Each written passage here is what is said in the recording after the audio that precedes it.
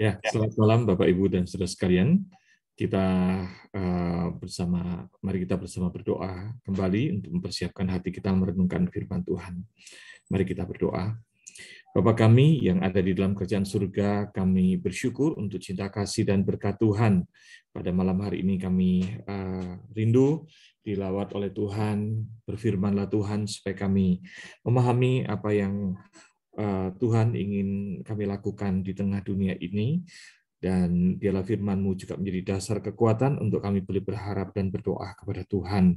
Berfirmanlah ya Tuhan, di dalam nama Tuhan Yesus kami berdoa. Amin. Baik, Bapak, Ibu, dan saudara sekalian, tema malam hari ini adalah Immanuel. Masih semangatnya, semangat Natal, ya. Mari kita baca bagian firman Tuhan dari Matius 1 ayat 18 sampai dengan ayat yang ke-25, ya, akan saya bacakan. Matius 1 ayat 18, kelahiran Yesus Kristus adalah seperti berikut. Pada waktu Maria, ibunya, bertunangan dengan Yusuf, ternyata ia mengandung dari Roh Kudus sebelum mereka hidup sebagai suami istri. Karena Yusuf seorang yang tulus hati dan tidak mau mencemarkan nama istrinya di muka umum, ia bermaksud menceraikannya dengan diam-diam.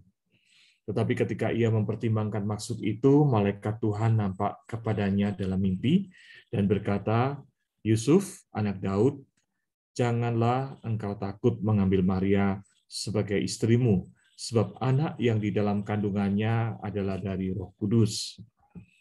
Ia melahirkan anak laki-laki dan engkau akan menamakan dia Yesus, karena dialah yang akan menyelamatkan umatnya dari dosa mereka.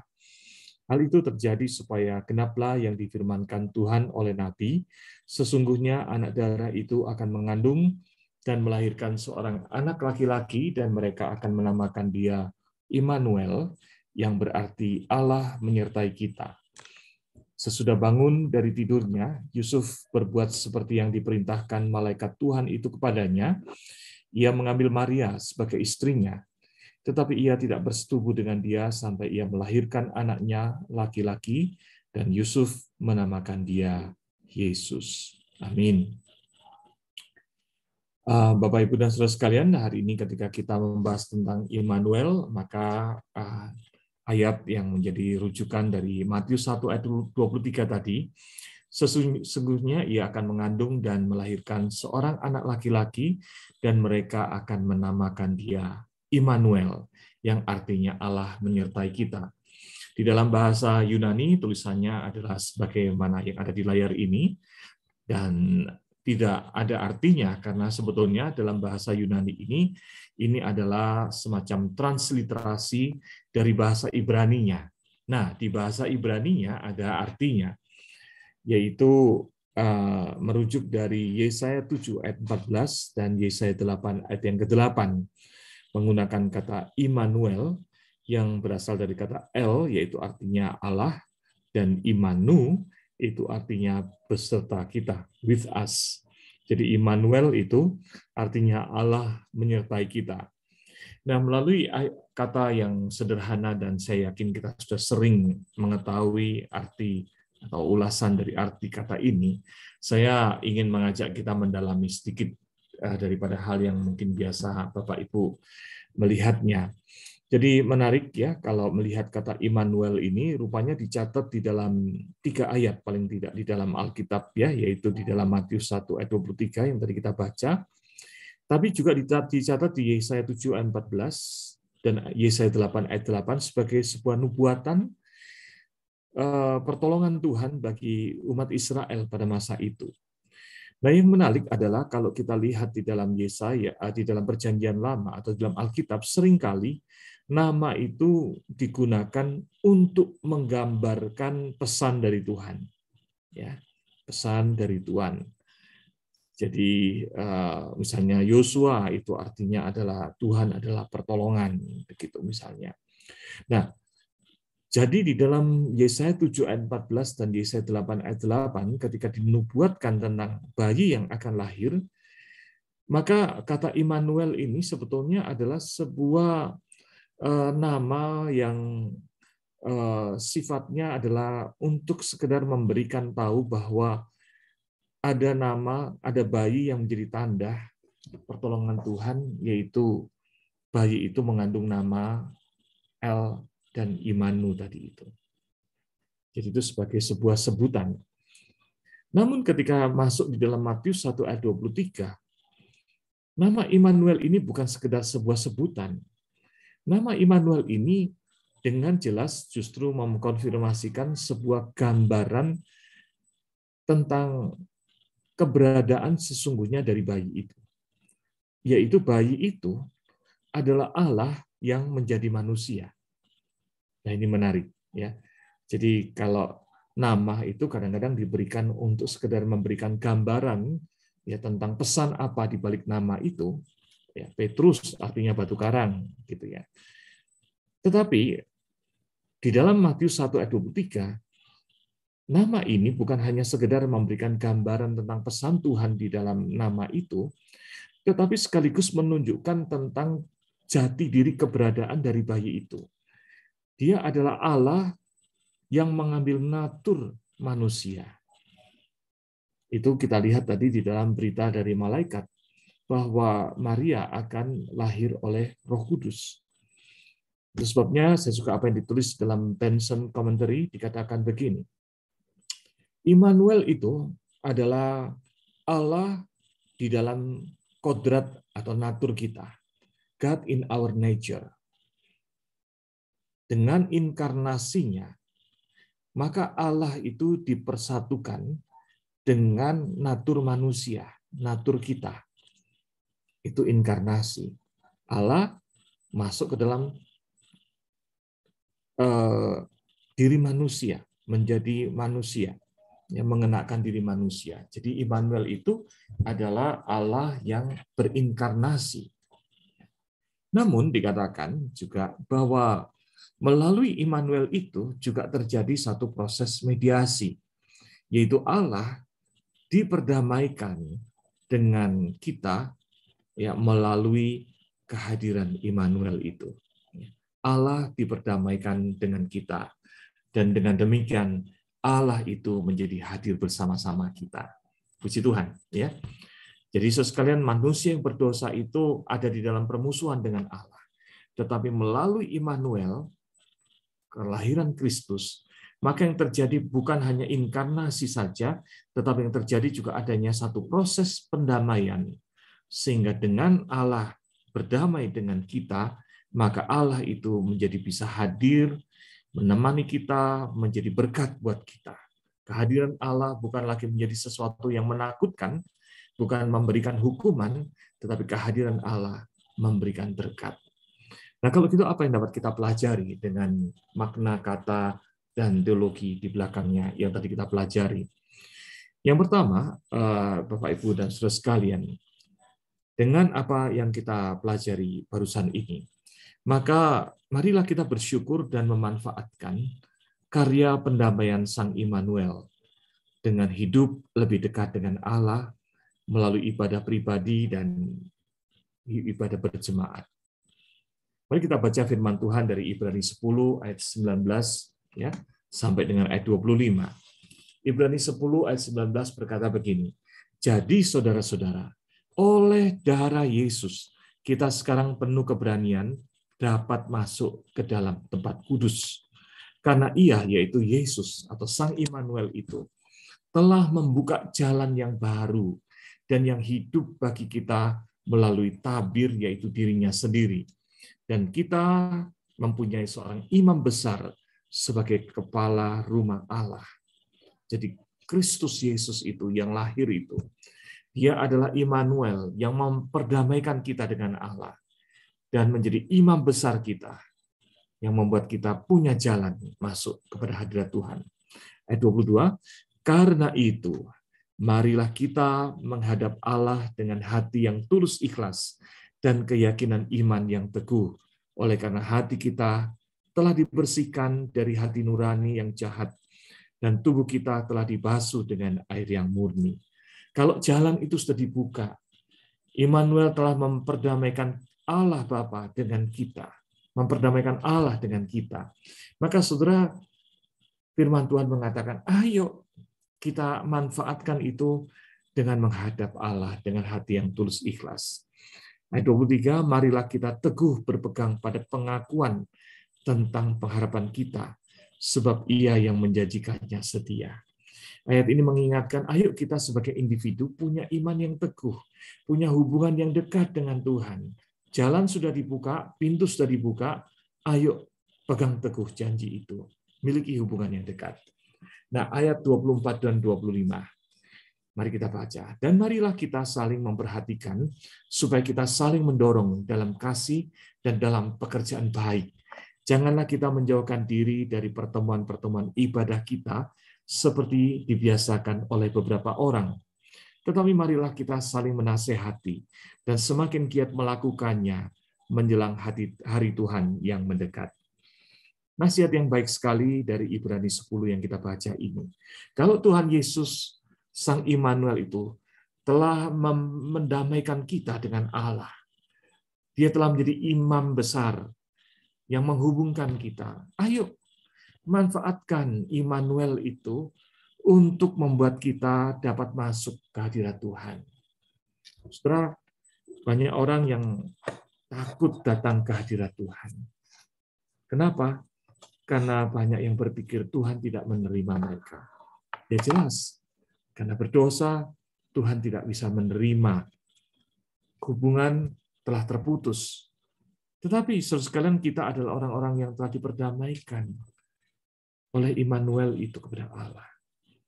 Maka gunakan privilege ini untuk datang kepada Tuhan, baik secara pribadi, bahkan dikatakan di dalam ayat 24-25, datang di dalam pertemuan ibadah bersama-sama. Jangan seperti yang dibiasakan oleh beberapa orang. Rupanya zaman Ibrani dulu, surat Ibrani ditulis, banyak jemaat yang males-malesan ke gereja. Betul ya? Mereka belum kena pandemi saja sudah malas ke gereja.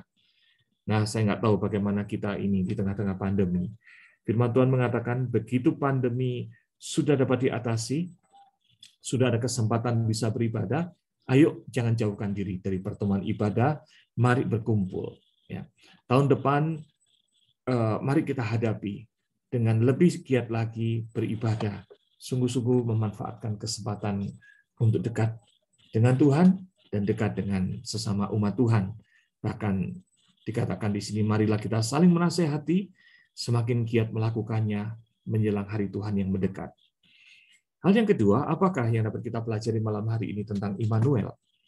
So, sekalian, di dalam Ibrani tadi digambarkan bahwa Kristus digambarkan sebagai imam besar agung.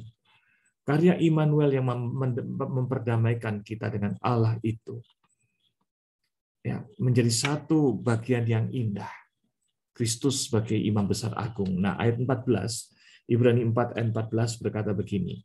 Karena kita sekarang mempunyai imam besar agung yang telah melintasi semua langit, yaitu Yesus anak Allah. Baiklah kita teguh berpegang pada pengakuan iman kita. Sebab imam besar yang kita punya bukanlah imam besar yang tidak dapat turut merasakan kelemahan-kelemahan kita. Sebaliknya sama dengan kita, ia telah dicobai, hanya tidak berbuat dosa. Nah, imam besar kita yaitu Kristus Yesus, Sang Immanuel itu. Dia bukan imam besar yang tidak dapat memahami kesulitan kita, kelemahan kita, air mata kita. Dia mengalami segala kesulitan yang dialami manusia, namun catatannya, dia tidak jatuh ke dalam dosa. Oleh sebab itu dilanjutkan dengan ayat 16, sebab itu marilah kita dengan penuh keberanian menghampiri tahta kasih karunia, supaya kita menerima rahmat dan menemukan kasih karunia untuk apa? Mendapat pertolongan kita pada waktunya. Haleluya. Setelah kita punya imam besar, yaitu Kristus Yesus, Sang Immanuel itu.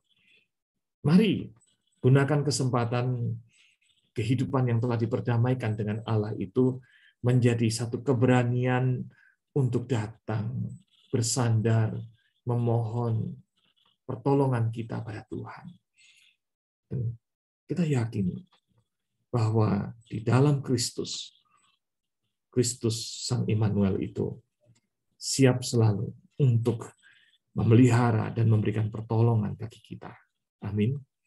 Oleh sebab itu poin kedua kita pada malam hari ini ketika kita belajar tentang Immanuel, mari hadapi segala dinamika kehidupan dengan bersandar pada Tuhan. Kalau anak Allah telah datang sebagai Immanuel, Dia menyertai dan memelihara kita. Dia membukakan jalan kepada kita untuk boleh berhubungan dengan Allah. Mari bangun hubungan dekat dengan Tuhan, bersandar pada Tuhan, dan jangan ragu untuk mengungkapkan segala permohonan kita kepada Tuhan. Saudara, saya suka dengan satu catatan dari seorang penulis buku yang bernama Paul David Tripp. Dia berkata begini, Anda dan saya dapat menghadapi kenyataan hidup yang keras di dunia yang hancur ini dengan keberanian dan harapan, karena kita tidak menghadapi semuanya sendirian. Amin. Immanuel memang benar bahwa Tuhan bersama kita di dalam hal kuasa-Nya, kemuliaan-Nya, dan kasih karunia-Nya menyertai kita. Saudara sekalian, di dalam hampir 2 tahun ya kita kena pandemi ini, ada seorang yang baru bergabung beribadah di gereja kita. Sebetulnya dia mulai datang kurang lebih beberapa bulan sebelum pandemi berjalan. Lalu kemudian dengan adanya pandemi kita beribadah secara online. Nah, saya sendiri tahu dari cerita yang bersangkutan. Ya. Jadi Bapak ini bernama Pak Leong, istrinya adalah namanya Maria. Jadi dia datang beberapa bulan sebelum pandemi. Lalu selama pandemi, Bapak ini rajin tiap minggu kebaktian di gereja kita. Padahal istrinya ke gereja Katolik. Jadi dua suami istri ini ke gereja yang berbeda. Baru berkenalan dengan GKI Kebayoran Baru dan rajin terus beribadah. Cuma yang menarik dari kisah tentang Pak Leong ini, Pak Leong ini rupanya terserang penyakit kanker di tenggorokannya, ya di lehernya. Mulai dari sebelah kiri, kemudian menjalar sampai ke sebelah kanan. Sehingga dia dalam keadaan yang lemah tubuhnya dan tidak bisa bicara karena pita suaranya terganggu akibat kanker, dan dia juga mengalami nyeri kesakitan yang luar biasa. Tapi yang menarik adalah ketika saya beberapa kali besuk ke apartemen beliau, dalam keadaan yang lemah dan tidak bisa bicara, ya, dia mencoba bicara dengan mengetik di handphonenya, lalu dia mengatakan, saya percaya Tuhan Yesus mengasihi saya. Saya percaya Tuhan Yesus berserta saya. Tolong pendeta doakan saya, supaya saya kalau boleh disembuhkan. Tapi kalaupun saya harus mati, saya siap mati. Wah, luar biasa. Saudara, berkali-kali, ya ada sekitar 5 kali saya mengunjungi beliau selama di pandemi ini, khususnya di bulan-bulan terakhir sebelum akhirnya beliau meninggal dunia. Saudara, yang menarik adalah Pak Leong ini, di dalam rasa sakitnya, dia tidak mau berobat banyak. Dia berkata, enggak apa-apa, saya minum painkiller aja. Percuma kemo, saya enggak mau kemo. Saya sudah siap kok kalau Tuhan panggil saya. Dan berkali-kali saya datang, selalu dia menyatakan imannya. Saya percaya Tuhan Yesus juru selamat saya tidak takut mati, saya mohon didoakan supaya kalau boleh sembuh, kalaupun tidak, kuatkan iman saya untuk setia sampai akhir. Saudara, ini adalah gambaran iman yang luar biasa. Bahkan iman itu bukan hanya dimiliki oleh dirinya sendiri, tapi juga oleh istrinya. Saya mendengar dari kesaksian istrinya. Bahkan Pak Leong ini sedemikian beraninya menghadapi kematian. Sebelum kematian, dia diajak oleh istrinya mengurus kuburan. Jadi jarang-jarang, saudara ya, orang yang masih hidup gitu ya, mempersiapkan kuburannya sendiri. Jadi bapak yang lagi sakit ini jalan bersama dengan istrinya, yaitu Bu Maria, mempersiapkan kuburan, lalu sempat foto bersama dengan berkata, ini nanti kuburan ini akan menjadi tempat tubuh saya dikuburkan. Lalu kemudian memilih bongpai, ya, batu nisan yang nanti akan dipasang. Saudara, orang-orang yang bersandar pada Tuhan, yang hidupnya telah diperdamaikan dengan Tuhan, tidak ragu untuk datang mendekat kepada Tuhan, meminta pertolongan, dan dengan berani menghadapi segala pergumulan di dunia ini. Kalau gitu mari kita jadikan refleksi malam hari ini, ya. Saudara sekalian, apakah saudara pernah merasakan penyertaan Tuhan Immanuel sepanjang tahun 2021 ini? Apakah ada penyertaan Tuhan yang Anda rasakan dan ingin syukuri sebelum kita mengakhiri tahun 2021 ini? Yang kedua, komitmen apakah yang akan Anda lakukan di tahun 2021 agar dapat lebih dekat dan bersandar pada Tuhan, memanfaatkan pendamaian yang telah dilakukan oleh Sang Immanuel? Mari kita mengambil waktu teduh sejenak. Bapa kami yang ada di dalam kerajaan surga, kami mengucap syukur untuk kasih Tuhan yang besar dalam hidup kami. Immanuel, Tuhan beserta kami. Tolong Tuhan berkati supaya kami mengucap syukur dan memanfaatkan pendamaian yang telah Tuhan buka, supaya kami boleh setia beribadah kepada Tuhan. Mampukan kami untuk menjalani kehidupan kami ke depan dengan terus bersandar pada Tuhan, melewati segala pergumulan hidup, percaya bahwa Immanuel, Tuhan beserta kami, dan Tuhan memelihara kami. Di dalam nama Tuhan Yesus kami berdoa. Amin.